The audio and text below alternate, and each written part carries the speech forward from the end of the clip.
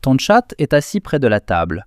Il te regarde, de ce regard particulier que tu as appris à déchiffrer comme « fais-moi goûter ». Tu détaches un morceau. Il mange. Tu penses « voilà, je l'ai gâté. J'ai fait quelque chose d'agréable. Je me suis occupé de lui ». C'est précisément à cet instant que tu lui fais peut-être du mal, doucement. Pas par mauvaise intention, par ignorance.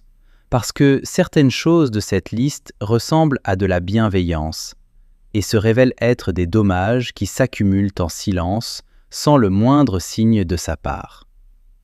Et le 5e point, sur un produit qui se trouve en ce moment même dans la plupart des foyers, à plusieurs endroits, et auquel tu n'as jamais pensé dans ce contexte, va changer ta façon de regarder ta cuisine et ton sac. 8 aliments. Commençons. 1. L'oignon et l'ail. Tu as peut-être entendu dire que l'oignon est dangereux pour les chiens. Pour les chats, c'est une autre histoire, et bien plus grave.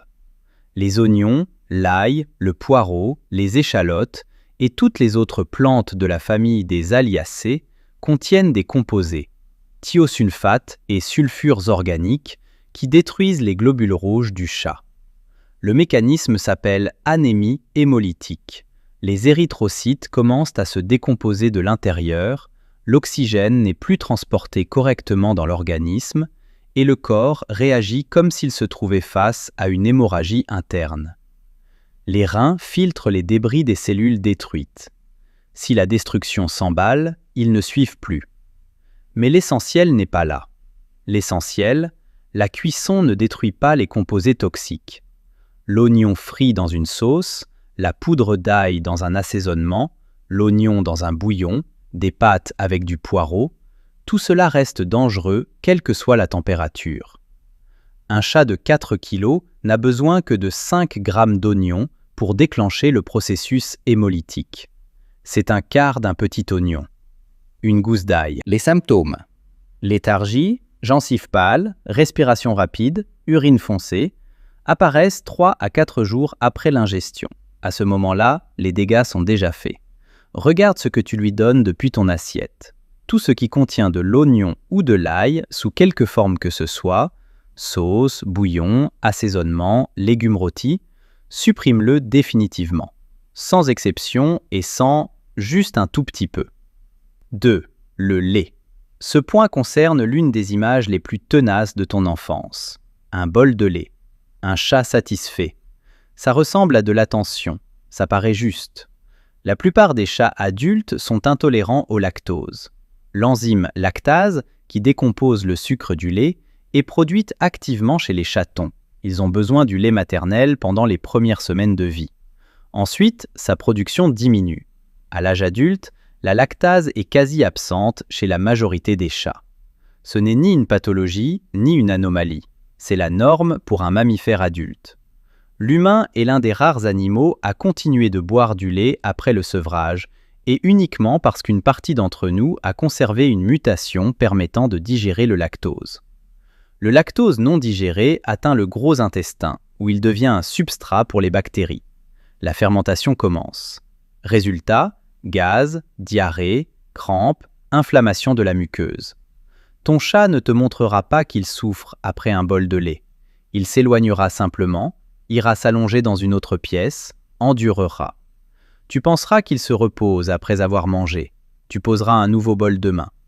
Une petite quantité de lait provoque rarement des symptômes aigus. C'est précisément ce qui crée un faux sentiment de sécurité. Mais du lactose régulier dans l'alimentation instaure une inflammation intestinale chronique qui finit par perturber l'absorption des nutriments. Remplace le lait par de l'eau. Fraîche, dans un bol propre, changée chaque jour. Si tu veux lui offrir quelque chose au goût lacté, il existe des friandises sans lactose spécialement conçues pour les chats. Elles existent précisément pour ça. 3. Le thon. Il demande. Tu ouvres la boîte, il mange avec plaisir, tu te dis « enfin quelque chose qu'il aime vraiment ». Ça ressemble à de l'attention. Ça devient un problème, si c'est tous les jours. Le chat ne synthétise pas la taurine par lui-même. Contrairement à la plupart des mammifères, cet acide aminé doit lui être apporté par l'alimentation. La taurine est indispensable au bon fonctionnement du cœur. Elle soutient la capacité contractile du muscle cardiaque et la structure de la rétine. Le thon contient bien moins de taurine que ce dont un chat a besoin s'il en consomme régulièrement. En cas de carence chronique, une cardiomyopathie dilatée se développe.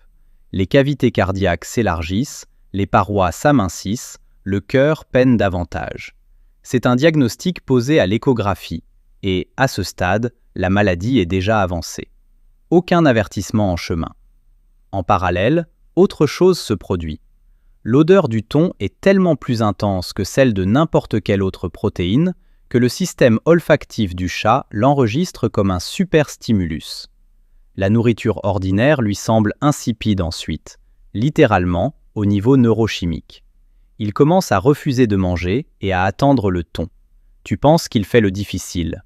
En réalité, tu as créé une dépendance, par amour, d'une boîte, cuillère après cuillère. Le thon en boîte, une fois par semaine, comme une gâterie, jamais comme base alimentaire, même s'il ne veut rien d'autre. 4. Le raisin et les raisins secs. Il y a ici une histoire étrange, et c'est précisément son étrangeté qui la rend inquiétante. Le raisin et les raisins secs provoquent une insuffisance rénale aiguë chez les chats et les chiens. C'est documenté dans de nombreux cas cliniques. La toxicité est reproductible. Le mécanisme, inconnu. Le composé toxique n'a pas encore été identifié. Aucun toxicologue ne peut te nommer la molécule qui détruit les reins, parce qu'elle n'a pas été trouvée. Les recherches se poursuivent. Pas de réponse. Ce que l'on sait, les doses auxquelles l'insuffisance rénale se développe sont imprévisibles. Chez certains chats, une réaction aiguë survient après quelques grains. Chez d'autres, aucun symptôme visible n'apparaît après une quantité bien plus importante. C'est précisément cette imprévisibilité qui rend le raisin particulièrement dangereux. Il n'existe pas de seuil sans danger à respecter. Les premiers signes d'intoxication, vomissements, léthargie, refus de manger, apparaissent en quelques heures. Puis, les reins commencent à défaillir. Les symptômes d'insuffisance rénale chez le chat, modification du volume urinaire, soif intense ou absence totale de soif, apathie, odeur durée dans la laine, c'est déjà un stade tardif. Les raisins secs sont pires que le raisin frais. La concentration est plus élevée. Un raisin sec tombé d'un gâteau sur le sol n'est pas un « ça ira ». Des feuilles de vigne dans un bouquet sur la table, questionnable aussi. Aucun raisin sec, jamais. Sans dose qui serait encore sans danger, parce qu'une telle dose n'existe pas. Une pause s'impose au milieu de cette liste. Tu vis avec un être qui ne peut pas signaler sa douleur. Non pas parce qu'il n'y a pas de douleur, mais parce que des millions d'années d'évolution ont ancré chez le chat un seul instinct, dissimuler la faiblesse. Un prédateur solitaire qui montre qu'il va mal devient une proie. Cet instinct n'a pas disparu simplement parce que ton chat dort sur le canapé et mange dans une gamelle à son nom. Cela signifie, tout ce que tu fais de travers, tu le fais dans le silence. Il endure, il ne dira rien. Il viendra vers toi le soir, se couchera à côté et se taira exactement comme il se tairait si tout allait bien.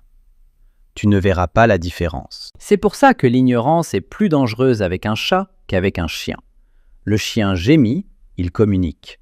Le chat se tait et endure. Toujours. 5. Le xylitol. Le voilà, le point annoncé depuis le début. Parce qu'il s'agit de quelque chose qui, en ce moment même, se trouve très probablement à plusieurs endroits chez toi. Le xylitol est un édulcorant. Naturel, il est extrait d'écorce de bouleau ou d'épis de maïs. Pour les humains, il est sans danger et même bénéfique. Il n'augmente pas l'index glycémique, ne détériore pas l'émail dentaire. C'est précisément pourquoi il se retrouve partout. Chewing-gum sans sucre, dentifrice, vitamines à croquer pour enfants, beurre de cacahuète étiqueté sans sucre ajouté, biscuits diététiques, certaines pâtisseries issues de l'alimentation saine, pastilles contre la toux, bain de bouche. Pour un chat, c'est une intoxication aiguë. Le xylitol provoque une chute brutale de la glycémie, une hypoglycémie, qui se développe dans les 30 minutes suivant l'ingestion. Le pancréas du chat réagit au xylitol comme il le ferait face à une grande quantité de vrai sucre. Il libère de l'insuline. Mais il n'y a pas de sucre. La glycémie tombe sous le seuil critique. S'ensuit une atteinte hépatique, nécrose hépatocellulaire.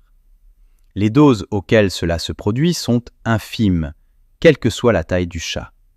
Les chats courent moins après le beurre de cacahuète que les chiens, mais ils peuvent lécher des résidus sur l'emballage d'un chewing-gum laissé sur la table. Manger une vitamine à croquer, tomber et glisser sous le réfrigérateur.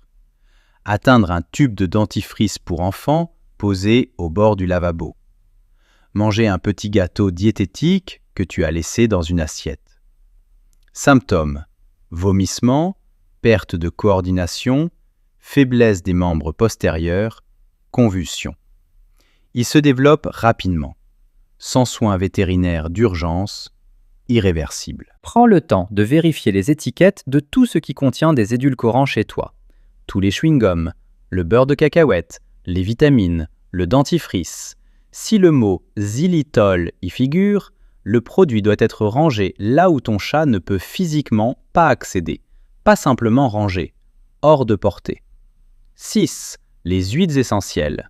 Tu allumes le diffuseur parce que tu aimes l'odeur de la lavande ou de la menthe, parce que ça crée une atmosphère ou parce qu'on t'a dit que c'était naturel et bon pour la santé. Naturel, oui. Bon pour toi, peut-être. Pour ton chat, non.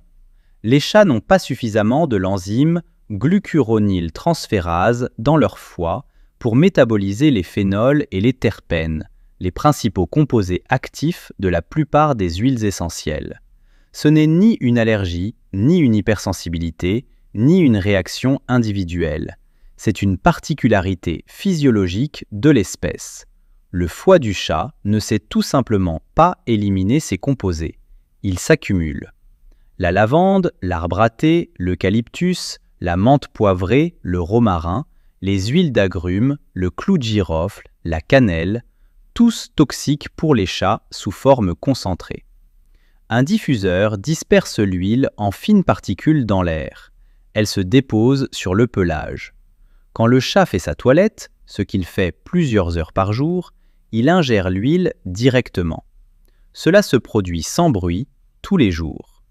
Une intoxication aiguë aux huiles essentielles ressemble à ceci: tremblement, trouble de la coordination, hypersalivation, difficultés respiratoires, odeur chimique dans la laine. L'exposition chronique, une atteinte hépatique cumulative qui ne produit aucun symptôme aigu pendant des mois. Le chat devient simplement un peu moins actif, mange légèrement moins bien, dort un peu plus, tu en conclus qu'il prend de l'âge. Si tu utilises un diffuseur, uniquement dans une pièce à laquelle ton chat n'a pas accès en permanence, avec ventilation en son absence. Appliquer des huiles essentielles sur la peau à des endroits où ton chat pourrait te lécher, également déconseillé. 7. Le poisson cru. Pas le thon, n'importe quel poisson cru, s'il figure régulièrement dans l'alimentation. Le poisson cru contient l'enzyme thiaminase, qui détruit la thiamine, la vitamine B1. La thiamine est indispensable au bon fonctionnement du système nerveux. Elle intervient dans la transmission des signaux nerveux et dans le métabolisme énergétique des cellules nerveuses. Les chats ont besoin de plus de thiamine que la plupart des autres mammifères, et leur réserve interne s'épuise rapidement. Lors d'une consommation régulière de poissons crus, la thiaminase détruit méthodiquement le peu de vitamines apportées par la nourriture. La carence s'installe progressivement, des semaines, parfois des mois. Premier signe, perte d'appétit, léthargie, troubles de la coordination. Puis, les symptômes neurologiques s'intensifient. Le chat marche de façon incertaine, incline la tête, et dans les cas graves, des convulsions apparaissent, ainsi qu'une chute de la tête vers le bas, appelée ventroflexion du cou, qui est l'un des signes classiques d'une grave carence en thiamine. La cuisson inactive la thiaminase. Cela ne signifie pas que le poisson cuit est l'aliment idéal pour un chat, mais il ne détruit pas la vitamine B1. Le poisson cru, si, en silence. Les symptômes que tu remarqueras correspondent déjà au stade avancé de la carence, quand le système nerveux est déjà endommagé. Le poisson cru, supprime-le. Si tu veux donner du poisson comme friandise, uniquement cuit, sans arête, rarement. 8. L'avocat. Tu l'achètes pour toi. Tu penses santé, bonne graisse, vitamine E, tout naturel. Il est assis à côté pendant que tu le coupes. Tu lui donnes un morceau de chair, c'est un fruit, pas de la chimie. L'avocat contient de la persine, un composé fongicide que la plante synthétise pour se protéger des champignons. Pour les humains, il est pratiquement inoffensif. Pour un chat, toxique. Il perturbe le fonctionnement des cellules myocardiques, réduit la capacité contractile du muscle cardiaque et provoque l'accumulation de liquide autour du cœur et des poumons. La concentration la plus élevée de persine se trouve dans la peau et le noyau. La chair en contient moins, mais moins ne signifie pas sans danger. Cela signifie s'accumule plus lentement. Un détail que la plupart des gens ne prennent pas en compte. La peau et le noyau finissent généralement à la poubelle. Une poubelle ouverte dans la cuisine n'est pas un obstacle pour un chat qui a décidé d'explorer. Il ne sait pas que c'est dangereux. Il sait seulement que ça sent quelque chose que tu as touché. La chair est par ailleurs très grasse. Des graisses régulières dans l'alimentation sollicitent le pancréas. La pancréatite chez les chats se développe lentement et se masque en simple malaise. Appétit diminué, vomissements occasionnels, perte de poids progressive. Les propriétaires mettent ça sur le compte de la caprice ou de l'âge. Le lien avec l'avocat n'est jamais fait, parce que des semaines séparent la cause des symptômes. Aucun avocat, ni la chair, ni la peau, ni le noyau. Et la poubelle, avec un couvercle. Fais le compte maintenant, pas les jours, les actes. Combien de fois as-tu posé un bol de lait parce que c'est à ça que ressemble l'attention? Combien de fois as-tu ouvert une boîte de thon parce qu'il te regardait de cette façon? Combien de fois as-tu allumé le diffuseur dans la pièce où il dort, sans rien savoir de la thiaminase, de la glucuronyltransférase, de la persine? Combien de temps a passé? Tu ne savais pas. C'est vrai, et c'est important. Personne ne fait ça intentionnellement. On le fait par amour, par habitude, à partir d'une image ancrée dans la culture depuis l'enfance, un chat avec un bol de lait, un chat avec un morceau de poisson pris dans ton assiette. Mais voilà ce qui reste après cette liste. Il est venu vers toi tout ce temps, chaque soir. S'est assis à côté de toi, a ronronné, t'a choisi, toi, qui lui donnait parfois la mauvaise chose.